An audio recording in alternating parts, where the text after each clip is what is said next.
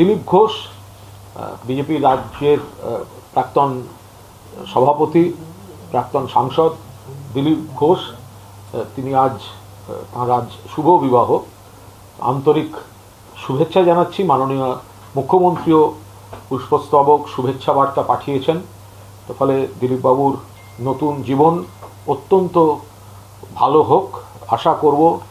নতুন বৌদি দিলীপবাবুর মুখে ভারী দুর্মুখ, তো একটু অন্তত মধু ঢালার ব্যবস্থা করবেন, যে যাতে বিশেষ কিছু শব্দ লোককে কড়া আক্রমণ করতে গিয়ে একটু অসম্মান করে ফেলা। দিলীপবাবুর তো আবার এইসব একটু আছে। নতুন বৌদি আশা করি রোজ সকালে টুক করে একটুখানি মধু একটুখানি করে দিলীপবাবুকে সকালবেলা যদি একটু খাইয়ে দেন, তাহলে একটা পজিটিভ এফেক্ট সেটা সবাই পেতে পারবে। এবং দিলীপবাবুর এটা তো ব্যক্তিগত ব্যাপার এবং তার দলের ব্যাপার, আমি এখানে কোনো মন্তব্য করতেই পারি না।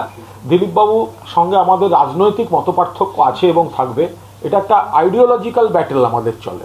কিন্তু আমি ব্যক্তিগতভাবে তিনি বিবাহ করছেন, সিনিয়র লোক, আমি আন্তরিক শুভেচ্ছা জানাচ্ছি। তবে এটাও মনে হচ্ছে দিলীপবাবুর এই বিয়েটা কিন্তু শুধু বিয়ে নয়, এটা একটা বিদ্রোহ, এটা একটা প্রতিবাদ। এবং দিলীপবাবুকে যে অপমান, যে কোণঠাসা, যে পদচ্যুতি যেগুলো তার পার্টি করে এসছে, তার মধ্যে থেকে দিলীপবাবুর যে শূন্যতাটা তৈরি হয়েছিল, সেই শূন্যতাটা ভরাট করার প্রতিবাদের প্রতীক হয়ে রিঙ্কু বৌদি দিলীপদার জীবনে টুক করে ঢুকে পড়েছেন। এবার সেই জায়গায় যদি বৌদি বলেন যে দিলীপবাবুর সঙ্গে অবিচার, আমি যেগুলো শুনছি এদিক ওদিক, যা দিলীপবাবুর এই যোগ্যতা আছে, পার্টি তাকে দেখেনি বা পার্টির তাকে মেদিনীপুর থেকে সরানো ঠিক হয়নি, আমি তো কোথাও রিঙ্কু বৌদির কথায় কোনো ভুল দেখতে পাচ্ছি না। এগুলো তো খুব স্বাভাবিক কথা যে দিলীপবাবুকে সভাপতি পদ থেকে সরানো হয়েছে, সহসভাপতি রাষ্ট্রীয় সরানো হয়েছে। মেদিনীপুর থেকে এই সুকান্ত শুভেন্দুবাবুরা যেভাবে সিটিং এমপিকে সরিয়ে তারপর হারিয়েছেন, এটা তো যে কোনো কারোর ক্ষেত্রেই অপমানজনক। এবং তার মধ্যে থেকে নিশ্চয়ই দিলীপদার একটা যন্ত্রণা ছিল। সেই দুঃখের দিনে রিঙ্কু বৌদি পাশে দাঁড়িয়েছেন দিলীপবাবুর, ফলে তো ভালো। তো যদি এরকম একটা, দেখুন একটা বিপদের দিনে তো বোঝা যায় পাশে কে।